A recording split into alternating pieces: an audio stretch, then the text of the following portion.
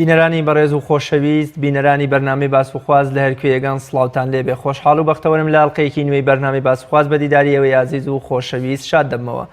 لە باسوخواسی ئەمڕۆماندا باز لە دانان بە هەڵە و تاوان واتە ئاعترافکردن بە تاوان و هەڵەکانی خۆمان دەکەین لە بەرامبەر خوای گەورەدا. شاعیر و عارفی خوداناسی کورد مەولەوی شاعیر ڕەزا و ڕەحمەتی خوای لێبێ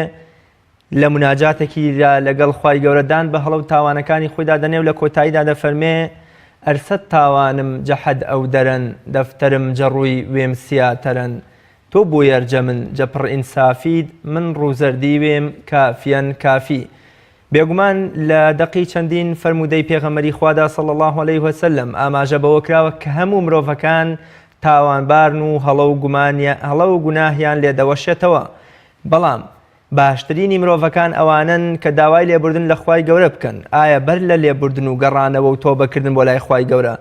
دانان بە هەڵە و تاوانەکاندا لە ڕێی مناجاتەکانەوە یا لە ڕێی سەرکۆنەکردن و سەرزەنشتنی نەفسی خۆمانەوە ئەمە شتێکی باشتر نییە و نابێتە دەواازەیەکی باش و فراوان بۆ ئەوەی تەوبەیەکی باش بکەین لە خزمەتی خوای گەورەدا.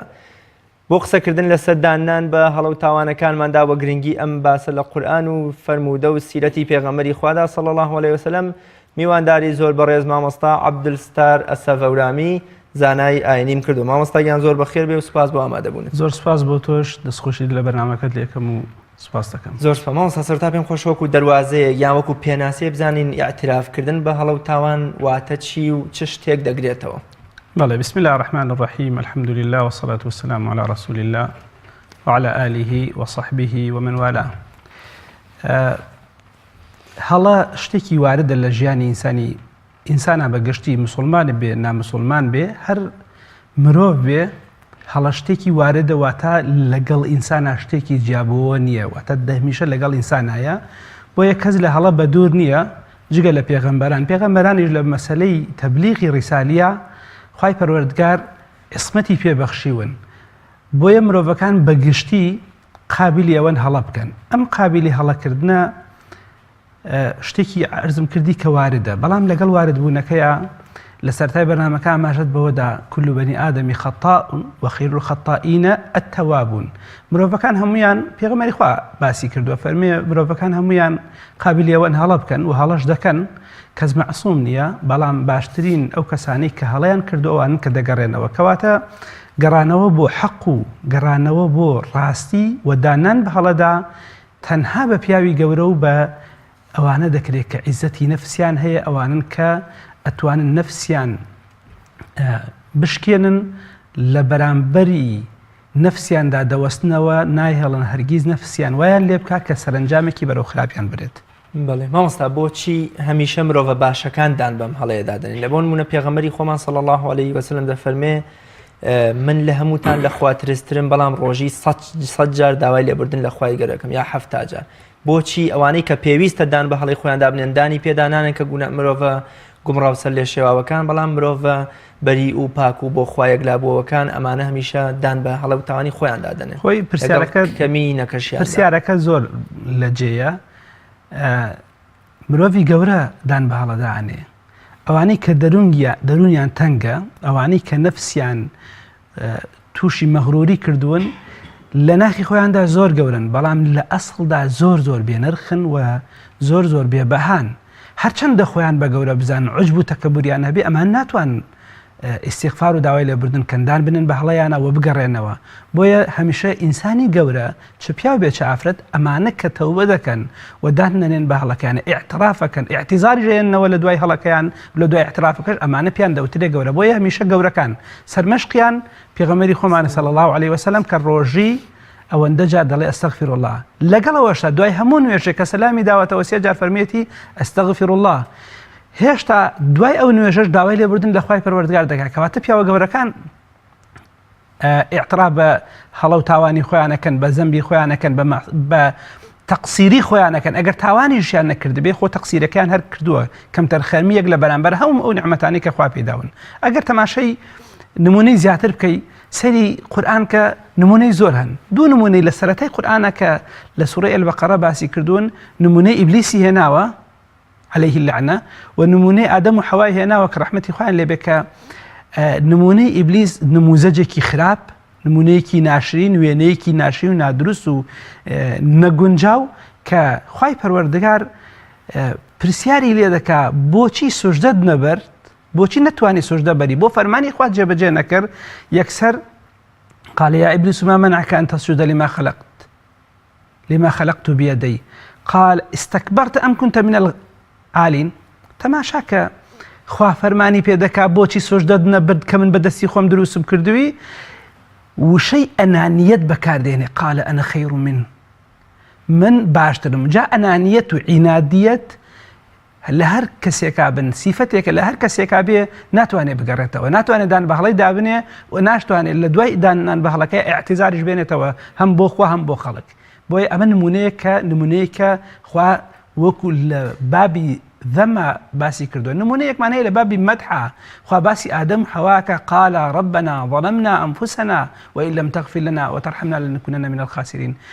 ئەم مەشهەدە قورئانی نەخوا بە هەوانتر تۆماری نەکردوون بۆ ئێمە. نمونەی ئیبلیس دەێنێتەوە نمونەیەکی خراپە بۆی خەڵک ئەم ڕێگە نەگرێ. هەر کەسێ ڕێگەی ئیبلیسی گرت و اعترافی بە تاوانی نەکرد و اعتیزاریشی نەهێنا و بۆ خوا و بۆ خەڵک کە ئەم تاوانم بە نەزانین کردو یا کردومە و داوای لێبردنەکەم. سەرنجامەکەی ئیبلیس چی تووشی بوو؟ ئەویش هەمان شتی تووشە بێ و سەرنجامی ئادەم و حەوا خوا لێیان خۆش بوو. فتلقى آدم من ربه كلمات فتاب عليه. ئەم فتاب عليه بۆ هەر کەسێک ڕێباسی ئادەم و حەوا بگرێت، ڕێباسی پێغەمبەران بگرێت، خوا ئەو مەکانەتە گەورەیان ئەو فەضیلەتە گەورەیان پێ بەخشێت کە دوای هەڵەکەش هەر لێیان خۆشە بێ. زۆر باش مامۆستا وەکو جەنابەت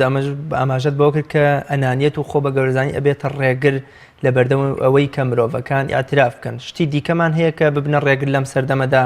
مرۆڤی وامان هەیە لەوە چێ هیچ خۆی بە هەر موسڵمانیشە بەڵام کۆمەڵێ تاوان و گوناهی هەیە، بۆچی دان بە هەڵە و تاوانەکەی خۆی دانانێ؟ زۆر جوانە پرسیارەکەت. ئەو هۆکارانەی کە وامان لێ دەکا یاوا دەکا لە مرۆڤەکان کە دان بە هەڵەکانیان نەنێن و نەگەڕێنەوە و ئیسلاحی ڕابردویان نەکەن کە خراپیان کردووە، هەڵەیەکە بەرامبەر بەخوا و بە خەڵک کردویانە چاکی نەکەن، هۆکاری زۆرن. بەڵام یەک دوو هۆکاریان باسەکەم بە کورتی بۆی هەم بینەرانی بەڕێزیش ئیسیفادەی لێ بکەن و لە پێشە خۆمان ئیسیفادەیەکی لێکەوە. یەکەمیان دەستخەڕۆبوونی مرۆڤەکانە بە دنیا و فەزلی دنیادانە بەسەر قیامەتە. ولا تغرنكم الحياة الدنيا ولا يغرنكم بالله الغرور. هەر کەسێ غەڕابێ بە دنیا وابزانێ مەقامی دنیایی و پلەپایی دنیایی کورسی و دەسەڵات و جوانی و سەروەت و سامان و کوڕ و کاڵ لە دەوری بۆ هەتایی لەگەڵی دەمێنێتەوە، ئەمانە هەرگیز ناتوان دان بنێن بە هەڵەیانە لەبەرەوەی تووشی ئەم یاخی بوون و لە خۆبایی بوونە بوون. خاڵێکیان بریتە بە تەمای قیامەت نەبوون. هەمیشە ئەوانەی کە ستەمکارن، ستەم لە خۆیانەکەن یا لە میلەتیان دەکەن یا لە دەوروبەرەکەی خۆیان دەکەن، هەمیشە ئەوانن کە بە تەمای ڕۆژی قیامەت نین، باوەڕیان پێی نییە و قەنەعەتیان پێ نییە. بۆیە زانەکان شتێکی جوانن فەرمویانە حەڵاڵەکان حسابیان لەسرە، حرامەکانیش عیقابیان لەسرە. ئەم بە تەمای ئەم دوو دەستەواژەیە نییە، نە بە تەمای ئەوەیە لەسەر حەڵاڵ لی بپرسێتەوە، نە لەسەر حرامیش عیقاب بدرێ. بۆیە بە تەمای قیامەت نەبوون هۆکارێکی دیکەیە کە لەوەی دانانێ بەهەڵەیە. هۆکارێکی دیکەیان کە پێم خۆشە ئەگەر ئیجازە بێت تۆزێ زیاتری لەسەر بڵێم، دەوروبەری خراپ. دەوروبەری خراپ ڕاستەوخۆ کاریگەریان هەیە لەسەر ئەو کەسانەی کە ناگەڕێنەوە، دان نانێن بە هەڵەکانی خۆیانە و ئیعتراف ناکەن و دان بە هەڵەکانی خۆیانە. ئەم دەوروبەری خراپە بیتانی سو هەمیشە هەر کارێگە کاک ئەو کەسێک کە لەو شوێنایە برا گەورەیەکە، بەرپرسێکە، مدیرێکە،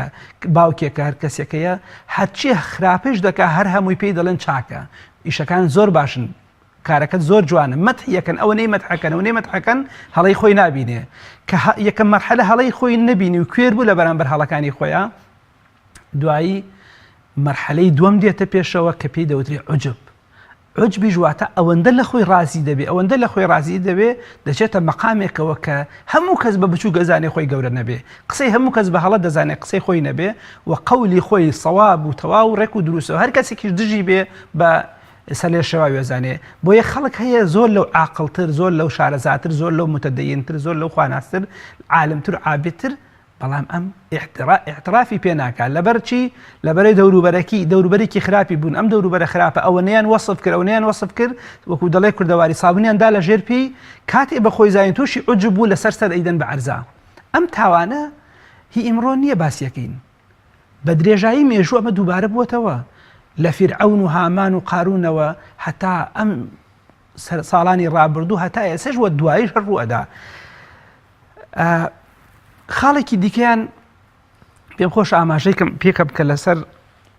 بۆچی کابرا ناگەڕێتەوە بۆچی ئینسانەکە تاوانەکەی دەکات و دوایی هەڵەکە دەکات ئەنجامی دەدا دوایی ناگەڕێتەوە بریتێن لە خواردنی ماڵی حرام هەر کەسێک دینارێک درهەمێک لقمەیەک پارویەک ماڵێکی حرام بخوا هی خەڵک بێ یا مستحقی خۆی نەبێ و شاوی خۆی نەبێ مافی خۆی نەبێ بیخوا یا داگیری کە یا پەنای بدا لوشی بە هەر شتێکی پێ بکە یەکێکە لە هۆکارەکانی ئەوەی کە دڵی ڕەشە بێت ناتوانێت بگەڕێتەوە ناتوانێت اعتراف بە تاوانی خۆی بکە ناتوانێت اعتراف بەوە بکە کە هەڵەی کردووە هەم هەڵەیەک بەرامبەر بەخوا هەم بەرامبەر بە دین هەم بەرامبەر بە خەڵک و نەیتوانی اعتراف بکە ناتوانێت اعتیزاریش بێنێتەوە کەواتە خاڵێکی دیکەیان بریتێ لەوەی کە سەرکردنە ناو تاوان و گوناهەوە حرام خواردنەوە حساب نەکردن بۆ دین و بۆ حەڵاڵ و بۆ حرام ئەمە یەکێکە لەو هۆکارانەی کە ئینسان بەرە و ئاقارێکی زۆر خراپ بە ناتوانێتەوە بکە بەڵێ مامۆستا اعترافە پەیوەندی بە تەمەنی مرۆڤەکانەوە وەکوڵێ مرۆڤ بۆی هەیە بڵێ من ئەی خەمە ساڵێکی تر 2 ساڵی تیا ئەی خەمە تەمەنی پیریم یام هەموو ڕۆژێ پێویستە مرۆڤ مڕاجعەی نەفسی خۆی و کردەوەی خۆی بکاتەوە ئیمامی عومەر ڕەزا و ڕەحمەتی خوای لێبێ باسی محاسبەکردنی ئینسان لەگەڵ کردارەکانی خۆیان نەفسی خۆیان دەوروبەری خۆیان کاتێک کە لەگەڵ دەوروبەرەکەی تەعاملەکە ئیمامی عومەر فەرمی حاسبوا أنفسكم قبل أن تحاسبوا ئێمە وەکو مامۆستایانی ئاینی شتمان بیستووە یا خوێندومانتەوە لە کتێبەکانە خەڵکانێک وا دەستخەڕۆ بووە کە باتەمەن کەم جا دەگەڕێمەوە گەڕانەوە پەیوەندی نییە بە ڕیش سپێتی بوونەوە پەیوەندی نییە بەوەیە کە خوێندنەکە تەواو بکەی با دەوڵەمەند بیتە خاوەنی ماڵ و سامان گەڕانەوە دەبێ هەموو کاتێک بێ هەر کاتێک هەڵەکە کرا باشترین کەس ئەوەیە کە دوای هەڵەکە خێرا بگەرێتەوە تەخیر نەکە کەواتە پەیوەندی بە تەمەنەوە نییە و پەیوەندی بەدەسەڵاتەوە نییە و پەیوەندی بە بێدەسەڵاتی و تەندروستیەوە نییە هەموو کاتێک ئینسان معڕەزە تاوان بکە لە دوای تاوانەکەی واجبی سەرشانێتی بە خێرایی بگەڕێتەوە ئەو کاتە خوالی خۆشە بێ چۆن ئەو تێگەشتنە دروست بکەین کە گەڕانەوەمان تۆبەکردنمان دانانمان بە هەڵەو تاوانەکان بەس بۆ بەدەزێنانی بەهشت و خۆڕزگارکردن لە جەهەنەم نییە بەڵکو بۆ تۆکمەکردنەوە و سەر لە نوێ بنیادانەی ئەو خۆشەویستی نێوان بەندە و خوددایە وەکو وەڵێ ڕابیای عەدەویش وتوێتی خوددایە بەهشت بە دۆستەکان و جەهەنەمیش بە دوژمنەکان دەبن تەنها خۆتم دەوێت چۆن وا تێبگەین کە ئەمە تەنها بۆ ئەوەیە بۆ دوای مردن نییە بە لە ژیانە خوای گەورە هێندە ئارامی و خۆشنودیمان پێ بەخشێ کە ئاسوودە ببینەوە ئەسڵەن پێچەوانەکەی کە خەڵکێک وا بزانێ هەر ئەبێت تەوبە پەیوەندی بە قیامەتەوەیە تەوبە واتە گەڕانەوە لە تاوانەکان هەندێکیان ڕاستەوخۆ پەیوەندیان بە مرۆڤەکانەوە هەیە کوشتنیانە بڕینیانە فەساد بڵاوکردنەوەیە داگیرکردنی سەرۆت و سامانیانە برسیکردنیانە ترساندنیانە کاتێک ئێماڵێن تەوبە بکەن خو ئەم تاوانێک کە پەیوەندی بە دنیای مرۆڤەکانەوە هەیە واتە ئەمانیان پێ مەکە برسیان مەکە مەیان کوژە ئەزیێتیان مەکە ئاوارەیان مەکە نانبڕاویان مەکە وایان پێ دەڵێن لەو لای دیکەوە دەڵێن تاوانێک کە پەیوەندی بە قیامەتەوەیە با مرۆڤەکان بێن تەوبە بکەن بگەڕنەوە بۆ لای خوای پەروەردگاری خۆیان بۆ کاتێک کە مرۆڤێک ئەم فکرەیە لەلا دروستەکەی کە تۆ دەبێت لە دنیادا باش بیت ئەو کاتە قیامەتێکی باش دەست دەکەوێ لە دنیادا دەبێت تەوبەکە بکەیت بۆیە تەوبەی مرۆڤەکان بینی خۆیان و خوا ئیسلاحکردنی بینی خۆیان و خەڵکە واتە ناکرێت کەسێک تەوبە بکە بڵێ خوایە گیان تاوان ناکەم بڵێ وڵات تاوانەکەم پەیوەندی بە مرۆڤەکانەوە نییە تاوانەکان پەیوەندی بە مرۆڤەکانەوەی بۆیە دین هاتووە بۆ ڕێخستن و تەنزیمکردنی ژیانی دنیا تەنزیمەکە ئەو کاتە کەس زوڵم لە کەس نەکە بۆیە پەیوەندی بە قیامەتەوە نییە تەنها بڵێ ڕاستەوخۆ بەس پەیوەندی بە قیامەتەوە دنیا هیچ گرنگێکی نییە لە مەسەلەی تەوبەتە بۆیە گرنگێکی تەواوی هەیە و ئیسلام زۆر تەکیدی لێ دەکاتەوە جا باش ئێمە ئەگەر ئەمڕۆ تەوبە نەکەین ئەیکی تەوبە ئەکەین دەسەڵاتداری وڵات ئەگەر ئەمڕۆ نەگەڕێتەوە احتراف نەکە ئەیکی تەوبە بکە بۆ ڕۆژێک یەومە لا ينفع مال ولا بنون ماڵ و سامانەکەی بە کەڵکی نایەت تەوبەکردن ئەگە لە دنیادا نەبێ ئیعترافکردن بە هەڵە و تاوان لە دنیادا نەبێ و ئیعتیزار هێنانەوە بۆ خوا و بۆ خەڵکی لە دنیادا نەبێ ئەی لە قیامەتە قابلی قبول نییە. خوای پەروەردگار باسی تاقمانێکە کاکە هەڵەیان قالە غەلەبەت عەلەینaa شەقوەتونaa ئەم مەشهەدە کە خوا تۆماری کردو لە قیامەتە لە ئاخرەکە فەرمێ قال اخسئوا فيها ولا تكلمون بێدەنگ بن دەمتان داخن تر قسە نەکەن. لە دنیادا خوا ڕێگەی پێداوی کە تۆ تەوبە بکەی، لە دنیادا خوا ڕێگەی پێداوی کە ئیعتراف بە هەڵەکەت بکەی. ئیعترافکردن بەڕێزەکەم بە هەڵە فەزیلەتە، گەورەیە، پیاوەتیە، شەهامەتە، سەربەرزیە، بە پیاوی گەورە دەکرێت، بە خەڵکی خاکی دەکرێت، خەڵکێک کە نەفسیان پێ بنێن بە نەفسی خۆیانە متەکەبیر پێی ناتوانێت ئیعترافکا بە تاوانەکەی. ئیعترافکردن بە تاوان و ئیعتیزار هێنانەوە ندامەتی بەدواوە نیە. هەرگیز کەس پەشیمان نابێتەوە لە ئیعترافکردن بە تاوان، بەڵام ئەوانەی کە ئیعتراف بە تاوان ناکەن دان بە هەڵەی خۆیان نانێن هەر لە دنیادا خوا خەجاڵەتی و سەرشۆڕیان بەسەرائێنێ و پەشیمانیش لە قیامەتە دادیان نادا. زۆر باش مامۆستا، بێگومان دانان بە هەڵەدا واتە ڕاگەیاندنی ئەو حاڵەتە. زۆرجار لە دادگاکانیشدا مرۆڤێک دەڵێ بە شانازیەوە من بکوژی فلانە سەرکردم، هەروەکو چۆن لە میسرا خالید ئیسلامبولی بە شانازیەوە دەی من بکوژی ئەنوەر ساداتم. دوای ئەم دانان و ئەتیرافەت چی شتێک دێتە پێشەوە لە بەرامبەر خوای گەورەدا. کاتێ ئەمە هەڵەیەکمان کردووە بە سەرکزانە بە زەلیلانە ئەڵێن خوای ئەمەمان کردووە، دوای ئەتیرافەکە چیتر دێتە پێشەوە؟ دانانەکە بۆ خۆی کافیە ئەمە بێ شتی دیکەش بدێ بێ بە دوایە؟ ئەوانەی کە پەیوەندی بە مرۆڤەکانەوە هەیە فەئین تابوا وأصلحوا وبينوا، ئەگەر پەیوەندی بە مرۆڤەکانەوە بوو دەبێ مافەکە بگێڕێتەوە. بەڵێ ئەگەر بەجیا بۆ ئەو نمونەیەکی هێناتەوە، ئەگەر خوێنی خەڵکی لەسەر بوو ئەمدەن و قیساس هەیە، ئەگەر خەتە بوو دیە هەیە، خوێن هەیە، دەبێت خوێنەکەی بدا، خوێن بایەکەی لێ وەربگیرێ. ئەگەر ماڵی خەڵکی خواردبوو دەبێت بیگێڕێتەوە. ئەگەر زوڵم و ستەمی لە خەڵکی کردبوو، داری لە خەڵکدا بوو، خەڵکی فەلاقە کردبوو، خەڵکی زیندانی کردبوو، یا گردنی خۆیانی پێ ئازاکەن، یا مافەکەیان بۆ بگێرتەوە یا قەرەبوویان بکاتەوە. ئەمانەی کە پەیوەندی بە مرۆڤەکانەوە دەبێت چاک بکرێن. ئەگەر کیتمانی عیلمیش بوو دەبێت ڕوونی کاتەوە دوایی. خەڵکێک عالمێک ئەگەر کیتمانی عیلمەکەی کرد و عیلمەکەی شاردە و حقیقەتی نەگەیان ئەبێت تەوبە بکات و حقیقەتەکەیش ڕوون کاتەوە کە خەڵکی نەدەبێت فڵان شت ئاوا بێ من وام نەوتووە لەبەر ترسم بووە یا لەبەر برسیم بووە، یا لە ترسە یا لە برسا. بەڵام ئەومان لەبیر نەچێ هەندێک تاوان هەیە نابێ مرۆڤ باسیکە، بینی خۆی و خوا گوناهێکی کردووە، مادەم خوا فەسحی نەکردووە دەبێ بیشارێتەوە، بە شەرعەن دروست نییە باسی بکە لە ناو خەڵکا و شانازی پێ بکە، بۆیە ئەمانە دەبێت گوناهەکەیان بشارنەوە و بینی خۆیان و خوا تەوبە بکەن و ئیسلاحی حاڵی خۆیان کەن. ئەمە گومانێکە گوناهێکە پەیوەندی بە خۆیان و بین و پەیوەندی بە خەڵکەوە نییە. نەخێر. بەڵێ مامۆستا، سوودەکانی ئەم ئیعترافکردنە چ بەرهەم و سوودێکی بۆ مرۆڤەیە لە دنیا و لە قیامەتدا؟ بەڵێ بەرهەمی زۆرن، بەڵام پێش بەرهەمەکە پێم خۆش بوو خوای پەروەردگار لە سوورەی سوژدە ئاەتی سوورەی سەجدە ئاەتی 21 فەرمێ وَلَنُذِيقَنَّهُم مِّنَ الْعَذَابِ الْأَدْنَىٰ دُونَ الْعَذَابِ الْأَكْبَرِ لَعَلَّهُمْ يَرْجِعُونَ. خوای پەروەردگار گەل و نەتەوە میلەتان بەس پرسیارەکەت لەبیر نەچێتەوە، گەل و نەتەوە میلەتان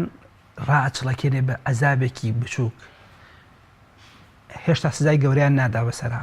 لعلهم يرجعون. ئاەتی دیکەمان هەیە کە ظهر الفساد في البر والبحر بما كسبت أيدي الناس ليذيقهم بعض الذي عملوا لعلهم يرجعون. علەتی گەڕانەوە خوا زۆر کات شتمان پیشانەدا دەسەڵاتی خۆی تووشی ناڕەحەتیەکمانەکە بەهۆی مرۆڤەکانەوە کاتی وایشە مرۆڤەکان خۆیان دەستیانتیاتی بۆ گەڕانەوە، بەڵام سوودی تەوبە و گەڕانەوە ئیعتراف بابەتەکە ئێمە لەسەر ئیعتراف بالخەتە گەڕانە دانانە بە هەڵەدا، دانان بە هەڵەدا ئەم هەڵە هەر کەسێ دانی پێدا بنێ لە دنیادا وەکو ئەرزم کردی سەربەرزە بێ، سەرفرازە بێ و لە ناو خەڵکی ڕاست و دروستە ماساوچینە، لە ناو خەڵکی ماساوچی و خەڵکی مەسلحەتچیانە، بەڵام لە ناو عامەی خەڵکیە دانان بە هەڵەدا ئینسانی پێگەورە بێ، هەرگیز پێی بچووک نابێ. باوک برا گەورە هەر کەسێک ئەگەر هەڵەی کرد دوای نابە هەڵەکەی خۆیان و اعتیزاری هێنایەوە دوای احترافەکەی بە دڵنیایی وە گەورە بێ هەرگیز پێ بچووک نابێتەوە سەربەرزە بێ پێی سەرشۆڕ نابێ و لە لای خوش پێی سەربەرزە بێ لە لای خەڵکیش خۆشەویست دەبێ بەڵام داننەنان بە هەڵەدا ئینسان بەرەو خەجاڵەتی و سەرشۆڕی و نەهامەتی و زەلیلی دەکات لە دنیادا لە سوودەکانی بۆ دنیا سوودی زۆر زۆرە عەرزم کردی سەربەرزە بێ پێی خۆشەویستە بێ پێی دەوروبەر و ژێردەستەکانی بەرەو خەجاڵەتی نابە بەرەو نەهامەتی نابە نامەی ئەعمالی پڕ ناکات لە تاوان و خراپە بەڵکو دەیسڕێتەوە لایەنە قیامەتەکەیشی بە دڵنیاییەوە خوای پەروەردگار وای لێ دەکا کە لە قیامەتە نامەی ئەعمال بی پڕ بێ لە کردەوەی باش چکم خراپەکانی بۆ دەسڕێتەوە ئەو وعدی خوای پەروەردگارە. مامۆستا زۆر جار مرۆڤێک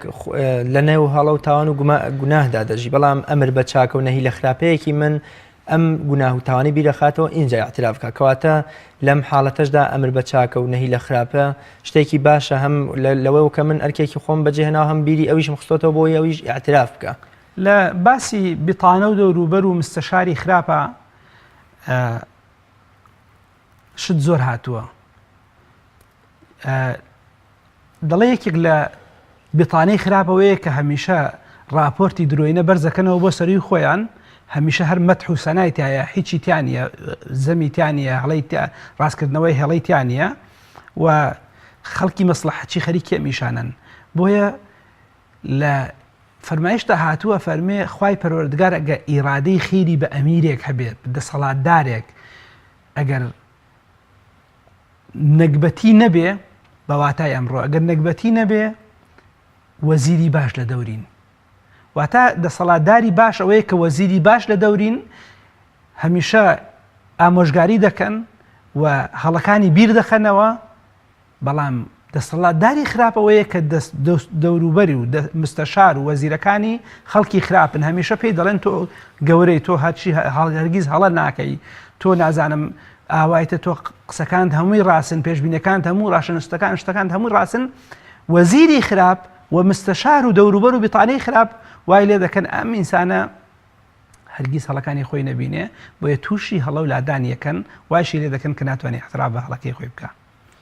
بەڵێ مامۆستا جەنابەت پێشتامەژەت بەوە کرد کە هەر گوناه و تاوان و سنوور بەزانێ ئەگە پەیوەندی بە خودی مرۆڤەکانەوە هەبێ ئەبێ بچین یان حەقەکەیان بۆ بگێڕینەوە یان پێیان بڵین زۆر جار ئەم پێوتنەوە اعترافکردنە بێتە مایی کێشە و ئاژاوەیەکی گەورەتر لەم حاڵەتەدا ئێمە لایکێ اعتراف بکەین و چۆن چۆنی دام بەم هەڵەیەدا بنی بۆی بۆ کۆڵێ فەساد و شتی خراپتری بەدوایانێ ئەوەش ڕێگەی هەیە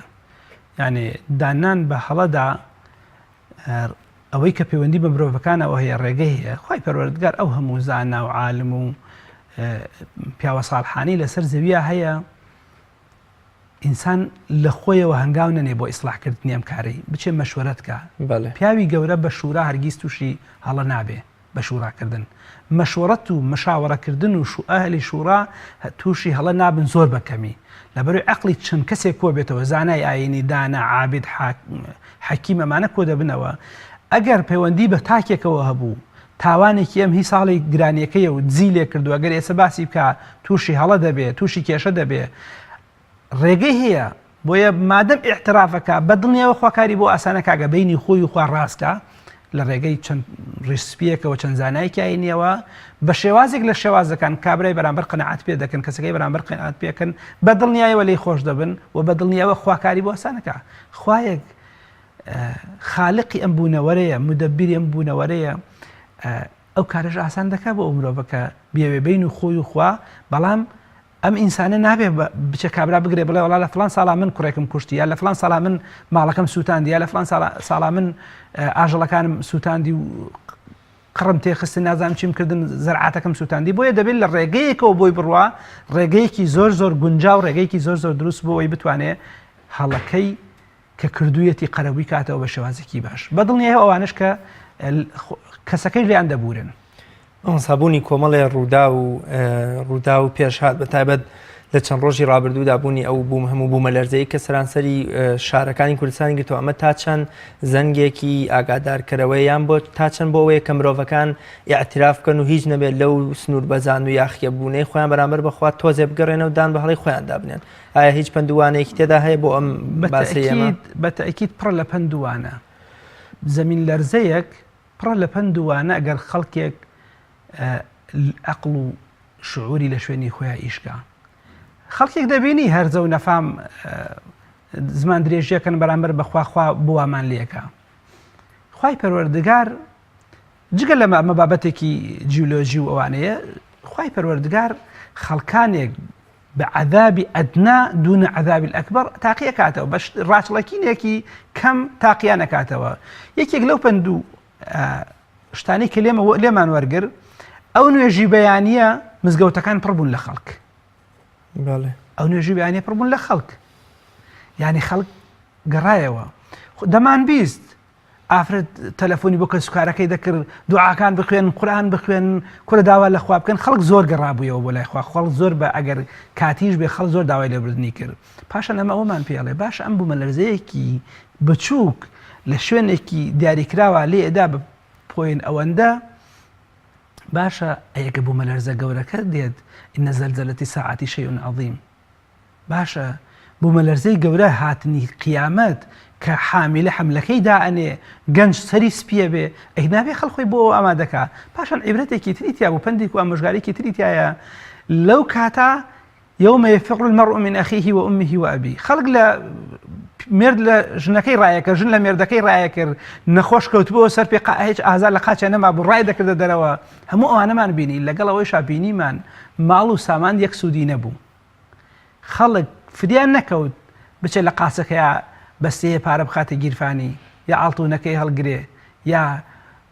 شتێکی بە نرخی هەڵگرێ بیباتە دەرەوە بە خاڵی ڕای کردە دەرەوە، نعلی نەبردووە لەگەڵ خۆیان، پێڵاوی نەبردووە لەگەڵ خۆیان. بۆیە ماڵ و سامان فلا تغرنكم الحياة الدنيا. بۆیە مرۆڤەکان نابێت بە ماڵی دنیا بەو سەرۆت و سامان و پێگە و مەقام و جێش و سوپا ئەوەی هەیەە غەڕابن. بوومەلەرزەیەکی کەمی ئاوا لە چاو ئەوەی قیامەتیە، لە چاو هاتنی قیامەتە هەرنا حساب ناکرێ ئەوەندە کەم بوو. خەڵکمان بینی حاڵیان چۆن بوو. کەس دەسەڵاتی هەبوو فرەیخانەکەی خۆی کەوێ بە دڵنیاییەوە نەخێر. ئەمەوێ ئاماژە بە شتێ بکەم کە مامۆسا ئەویش بریتێ لەوەی کە تەوبە و گەڕانەوە پەیوەندی نییە بەوەی کە دەسەڵات داربیا بێ دەسەڵات بی، گەنج بیا پیربی. مەلیکەی سەبە بەو هەموو جەیش و سوپایی کە لە دەوری بوو، ماڵ و جەیش و مڵک و پلە و پایە و ئەو دەسەڵاتە گەورەی هی بوو، ئیعترافی بە هەڵەکەی خۆی کرد و اعتیزاری شێنایەوە بەلای لای خوای پەروەردگار. قالت رب إني ظلمت نفسي وأسلمت مع سليمان لله رب العالمين. ئەمە زۆر گەورەیە. خوا داستانی مەلیکەی سەبەمان بۆ تۆمارەکە دەسەڵات دارەکان ئێوەش پەندی لێ وەربگرن. مەلیکەی سەبە بەو هەموو دەسەڵات و هێز و جەیشەوە هەی بوو ئەوەی کە بێ بە خەیاڵی ئینسانە هەی بوو. خۆمانە ئێمە وایش نییە، ئەو دەسەڵاتیان نیە، لە ناوچەکە و دەسەڵاتیشان نییە، بەڵام ئیعترافی کرد بە هەڵەکەی کە ئیمانی نەهێناوە جارێ تا ئێستا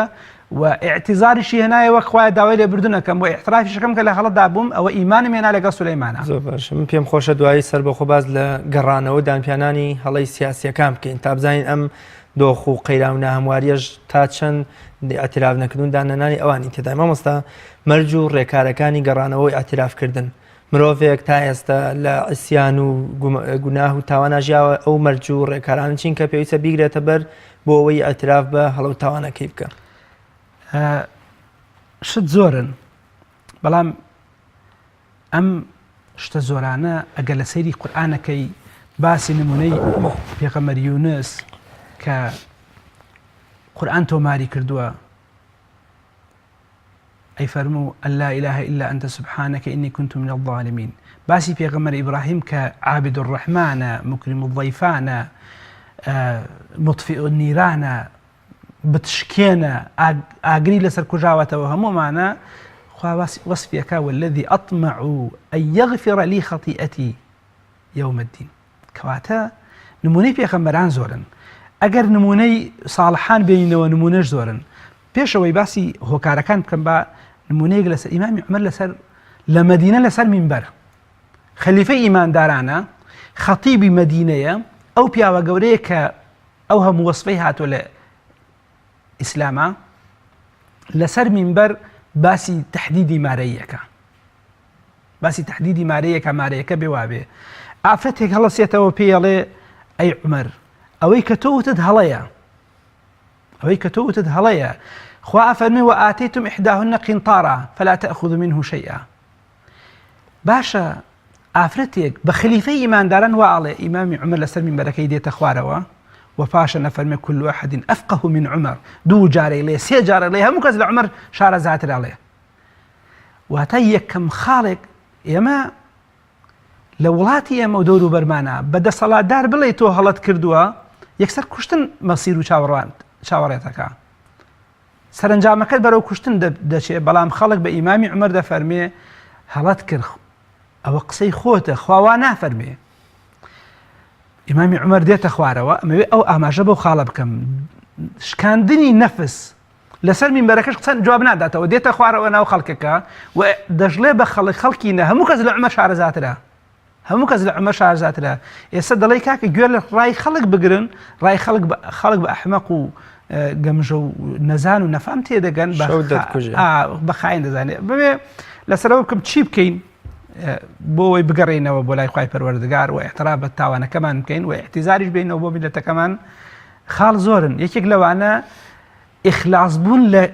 کردەوەکانمانەوە تا کارەکانمان ڕەتێکی بە قیامەتەوە هەبێ بۆ خوا بێ لەبەر خوا بێ لەبەر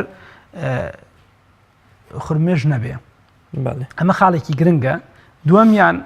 خۆشەویستی خوا لە دڵابوون هەر کەسێک خۆشەویستی خوا لە دڵیا بێ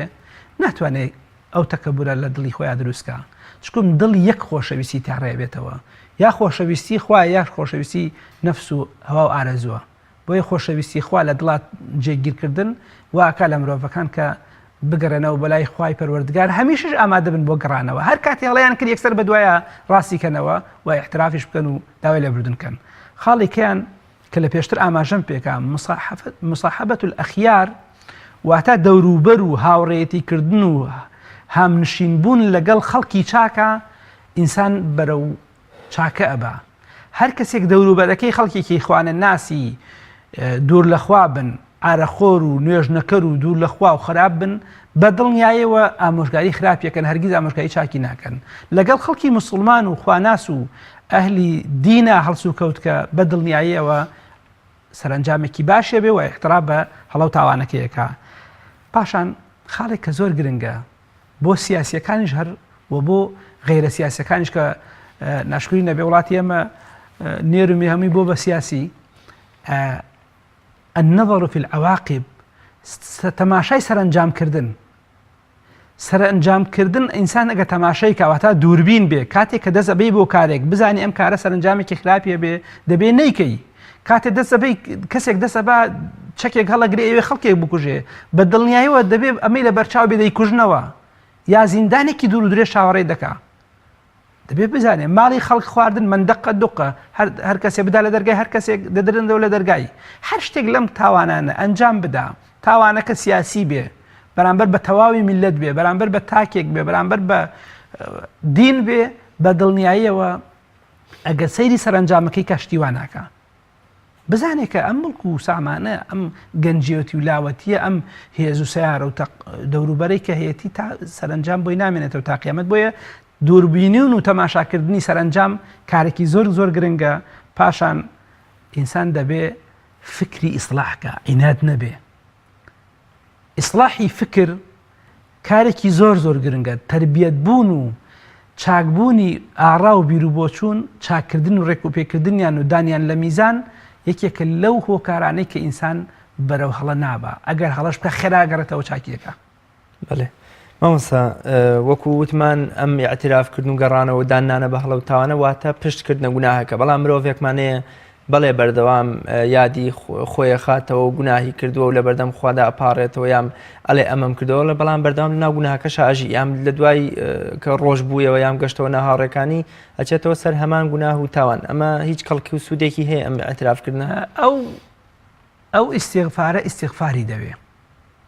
ئیستیغفارێک هەر بە دوایە تاوانەکە دیسان بێتەوە ئیستیغفاری دەوێ بەڵام لەگەڵەوەش هەر خۆشەویستە لە لای خوا ئەگەر بێت و سوور بێ لەسەر ئیستیغفار تاخوا یارمەتی بدا نەک گاڵتە بکە. بەڵێ والذين إذا فعلوا فاحشة أو ظلموا أنفسهم ذكروا الله فاستغفروا لذنوبهم ومن يغفر الذنوب إلا الله. تەنها لە خەڵک دەبورێ و خەڵکیش دەبێت داوای لێبوردن تەنها لە خوا بکە، خوایەکیش هەیە، سوژدەش دەبێت تەنها بۆ یەخوا ببرێ، بۆ هیچ ئالیهەتێکی سەرزەوی و کەسێکی سەرزەوی نەبرێ، بتوو بتکەیەک نەبرێ. بۆیە دەبێ خەڵک ئەگەر تاوانی کرد و ئیستیغفاری کرد هەوڵ بدا تەوبەکەی نشکێنێ. بەڵام ئەومان لەبیر نەچێ بە بۆنەی پاساوهێنانەوە بۆەوەی کە تەوبە نشکێنم بەڵا تەوبە ناکەم، تەوبە ئەشکێنم بۆیە تەوبە ناکەم، هەڵەیە تەوبەش بشکێنی هەر دەبێت تەوبە بکەی. اعتراف بە هەڵەکەت بکەی باشترە لەوەی کە اعتراف نەکەیت و عینات بیت و بەردەوام بی لەسەری. لەبەرەوەی اعترافکردن بە هەڵە و اعترافکردن بە خەتە و تاوان و هەڵە ئینسان وای لێکە هەنگاو بەرەو نەجاح و سەرکەوتن و ئیسلاح و چاکسازی بنێت. بەڵێ مامۆستا باسمان لە سوود و بەرەمەکانی ئەمە ئەترافکردن کرد، بەڵام دوای ئەوەی کە ئێمە دانمان بە هەڵە و تاوانی خۆماندانا چۆن بەرهەم و ئاسارەکەیە بینین. لە فەرموودەدا هاتووە کە خوای گەورە لە ڕەحم و بەزەی خۆی وەگە مرۆڤ بە هەنگاوی بچووک بڕوا ئەوە خوای گەورە بە هەنگاوی گەورە بەرەو پیری ئەچێت تا ئەگاتەوەی کە خوای گەورە هەمیشە لە بەندەکەی خێراترە بۆی کە بەرەو پیریەوە بچێت. ئێمە چۆن هەست بەمە بکەین کە خوای گەورە دەرگای ڕەحمەت و مێرەبانی و لێخۆشبوونی خۆی لێکردوونەتەوەی ئەترافەکەی ئێمەی وەرگرتووە. جارێ ئەگەر وەکو تاک قسە بکەین قسەیەکی دیکەیە، وەکو گشتی قسە بکەین حسابێکی دیکە هەیە. وەکو تاک ئینسان بینی خۆی و خواتەوە ببکە بە دڵنیاییەوە خوا نورێکە خاتە دڵیەوە و دڵخۆشیەکە تاقیشی بکاتەوە. ئەگەر بەردەوام بوو لەسەر تاوان دڵی تەنگ دەبێ، دڵخۆش نییە، هەمیشە لە خەم و غەمە ئەژی، ئەمە وەکو تاک. بۆیە وەکو تاک ئەگەر تاوانی کرد و داوای لێبوردنی کرد و تەوبەی کرد و ئیعترافی کرد و نەگەڕایەوە سەر تاوانەکە بە دڵنیاییەوە خوا نورێکە خاتە دڵیەوە و دڵخۆشی دەکا و خۆشی دڵخۆشە بێ بەوەی کە وازی لە هەڵەیە گێناوە. چکم هەڵە تاوان ئەو تاوان بەوە ئەوترێکە لە پێشاوی خەڵکی ڕوود نەیە بیکەی. بەڵێ لەولاوە لەبەرەوەی ئەوانەی کە تاوان دەکەن چ ماڵی خەڵکی بدزن، هەر لە تاریکەیە کای دزن، لە ژووری داخراوای دزن و ئەگەر ستەمی لە خەڵکن هەر لە ژۆرێکی داخراوە بڕیاری لەسەر دەدەن، هەر جۆرە خەڵکیش بکوژن هەر لە پەنهان پیلانی بۆ داڕژن. بۆیە تاوان بریتە لەو کارەی کە ئینسان لە ئاشکرا و لە پێشاوی خەڵکیان ناکە. وەکو گشتی دەسەڵاتدارێک چۆن داوای لێ بدون بکات، چۆن تەوبە بکات، چۆن ئیعتراف بکات بە هەڵەکەی، چۆن ئیعتیزار بێنێتەوە بە دڵنیاییەوە ئەگەر خۆی بێتە ناو خەڵکی بە چاوی خۆی دەیبینێ کە ئاساوارەکانی دەرکەوتون. بۆ نمونە کەس وڵاتێکی پڕ لە گەندەڵی ئەگەر دەسەڵاتدار بینی خۆی و خوا ئیعتراف بە هەڵەکەی بکات و داوای لێبوردن لە خوای پەروەردگار بکات و خوای یارمەتی بدا، ئەگەر بێتە ناو کۆمەڵگاکەی و ناو شەقامەکان و ناو خەڵک و کوچە و کۆڵانەکان ببینێ، دەبینێ کە ئاساوارەکەی بە چاوی خۆی دەبینێ، خۆشببختی خەڵک دەبینێ. بۆیە ئەگەر خەلیفە عومەر لە شوێن و کۆشکی دەسەڵاتی خۆیان کاتێ دادگەر بوو، عەدالەت بوو، شوان لە شاخەکان پیانزانی، شوانێک لە شاخ دەزانێت کە حاکمێکی عادل حکومڕانیەکە، ئافرەتێکی لە ماڵەوە دەزانێت کە حاکمەکە دادگەرە، مامۆسایەک لە قوتابخانە دەزانێت، نوێ شوێنێک لە مزگەوت دەزانێت، هەموو کەس دەزانێت کە دەسەڵاتدارەکە ساڵح بوو لە کۆمەلگا ئاساوارەکانی دەرەکەون. فەرموودەیەکی ژەیە گوترێگە هەر گەلێ سەرکردە و دەسەڵاتدارەکەی باش بێەوە ئەوانیش ئۆتۆماتیکی باشە بن. مامۆستا کاتی خۆی ئەڵێ لە تابعیەکان ئەگەر یەکێکیان بگوتبایە لە خوا بترسە، لە ترس و لە شەرما دەچووە سوژدەوە. مرۆڤ ئەم سەردەمە کە پێی بڵێ ئەم گوناهت کردووە یان ئەم لەخوا بترسە یان وامەکە هەر هەڵەچێ پێی ناخۆشە لە جا من چیم کردووە. ئایا ئەمە جۆرێکی دیکە نیە لە ئیعتراف نەکردن و داننەنان بە هەڵی خۆماندا؟ ئەوە پێوتری عینات. عینات دەردێکی کوشندەیە. بەڵێ سەرکردە و تاک بیکە، خوێنەوار و نەخوێندەوار تایە هەبێ و عینادە ئەو عجب و تەکەبورە داننەنێ بە هەڵەی خۆیان، هەموو سەری خۆیەخوا هەم سەری دەوروبەرەکەی شێخوا. لە پێشینانە کاتێک کە پیان وتون لەخوا بترسە ئیتەقیلا، زۆر پێی داچوون، زۆر پێی خەمبار بوون باشە بێ چه تاوانێکم کرد بێ پێم دەوترێ پێم دەڵێن لەخوا بترسە بۆ یەکسەر سوژدەیەکیان بردووە گەڕاونەتەوە ئیستیغفاریان کردووە بە شێوازێک لە شێواز پەشیمانیان دەربڕوێ دەبێت چه تاوانێکم کرد بێ بەس ئێستا 100 جار پێی بڵێ لەخوا بترسە کورە لە ئەگە هەر لەخوا ناترسی لە مێژوش بترسە هەر گاڵتی لێ دێ هۆکارەکە یەک خاڵە توشبوون بە حرام کەسێک دەبینی حەچێکی هەیە لەسەر حرام بنیادی ناوە ناڕەحەتە گەڕانەوەی ئەم ئینسانە دەبێ خۆی لەمانە دوور خاتەوە لەم حرامانە دوور خاتەوە دەوروبەری خراپ لە دەوری خۆی دوور خاتەوە بەرگ و پۆشاکی حرام لە خۆی داکەنێ ئەو کاتە تەوبەکردن و ئیستیغفارکردن زۆر ئاسانە بێ بۆی ئەگەر بە شەرتێک لە دڵەوە بێ بۆیە بەردەوام بوون لەسەر تاوان و حرام خواردن ئینسان هەر ڕۆژە تاوانێ بکات خاڵێکی ڕەش لەسەر دڵی تۆمار دەکرێت کاتێک دەبین دڵێکی ڕەش قەسەت قلوبهم کەالحیجارە ئەو ئەشەد قەسوە کاتوێ دڵیان وەکو بەردی لێ دێن نەک لە بەردیش ڕقتریان وەکو لە بەرد ڕقتری لێ دێ دڵیان ئەمانە دەبێ خۆیان لە حرام دوور بگرن ئەو کاتە ئاسانە تەوبەکردن. بەڵێ مامۆستایان کۆتا قسە و پەیامی جەنابەت شتێک من نەمپرسی بە و پێویست بکات جەنابەت ئاماژەیەکی پێ بکەی. بەڵێ ئیعترافکردن بە هەڵە ئازایەتیە بەڵێ ئیعترافکردن بە هەڵە شەهامەت و مردایەتیە بە پیاوی گەورە دەکرێ بە دەروون تەنگەکان ناکرێ بە پیاوانێک دەکرێت کە چاویان لە قیامەت بێ و گەورەکان دەبێ خەڵکانێک بن قسەی خەڵکیش قبولکەن تەن ئیسمەت و مقدسی و تەقدیسی خۆیان نەکەن خۆیان بە پیرۆز نەزانن هەر کەسێک خۆی بە پیرۆز زانی هەرگیز ناتوانێت ئیعتراف بکات بە هەڵەکەی چکمەگە خۆی بە پیرۆز زانی ئەڵێ هەڵە ناکەم ئەو کاتە خۆی لەوە زۆر زۆر بە گەورەتر دەزانێت کە هەڵی کردووە. یەک مەقطع باسکەم و کۆتایی پێبێنم کاتێک کە پێغەمبەر موسا دەچێت بۆ لای فرعون ئەوە داتەوە بە ناوچاویە کە تۆ پیاوێکی قبتیت کشتووە ئەم تاوانە خاتە سەریکە پیاوێکی قبتی کشتووە لە کاتێکە قبتیەکە خەڵکی شەڕی کردووە کشتوێتی فەوەکەزەوە موسا فەقەضە عەلەیهی بەڵام فرعون لەبیری چۆتەوە ئەو هەزاران خەڵکەی خۆی کشتووە قبتیەکانی کشتووە هەزاران خەڵکی لە بەنو ئیسرائیل کشتووە و گەورەکانی کردووە بە کۆیلە مناڵی لە بێشکا کشتووە ئافرەتانی هێشتووەتەوە ئەو هەموو تاوانەی خۆی لەبیر چوەتەوە بۆیە دەسەڵاتدار نابێ هەمیشە مویەک لە چاوی خەڵکا ببینێ گاسنێک لە چاوی خۆیان نەبینێ فرعون کوشتنی یەک کەسی لەبەر چاو بوو ئەیوت موسا تۆ پیاوێکت کوشتووە نابێت چۆن پێغەمبەرە بێ پیاوێک بکوژێ بەڵام لەولاوە هەزاران بە هەزاران خەڵکی کوشت لەبەر چاوی نەبوو دیاریش نەبوو. زۆر سپاس دەکەم و خۆی گەورە پاداشتی بەخێر بداتەوە. زۆر سپاس بۆ ئێوەش و سپاس بۆ بەناوەشتان. بینەرانی بەڕێز و خۆشەویست سپاس بۆ ئێوەی ئازیزیش تا بەیگەشتنەوەی تر بەخواتان ئەسپێرم خواتان لەگەڵ.